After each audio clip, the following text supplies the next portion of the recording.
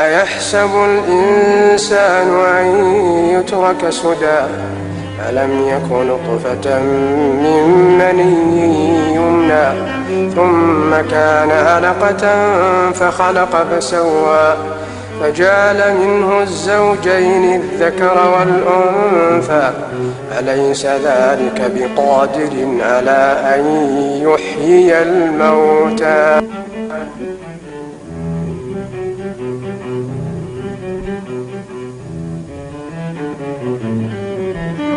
மனிதன் கேள்வி கணக்கின்றி வெறுமனே விட்டுவிடப்படுவான் என்று எண்ணிக்கொள்கிறானா?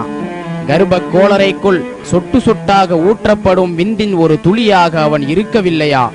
பிறகு அவன் அட்டை பூச்சி போன்று ஒட்டிக்கொண்டிருக்கும் இரத்த கட்டியாக இருந்தான். பின்னர் அவனை அவன் படைத்து பிறகு செவ்வையாக அவன் அமைத்தான். பிறகு அதிலிருந்து ஆண் பெண் என்னும் இரு ஜோடிகளை உண்டாக்கினான்.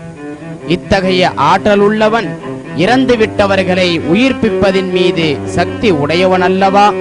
அல் குர்ஆன் அத்தியாயம் அல் கியாமா வசனங்கள் 36 முதல் 40 வரை.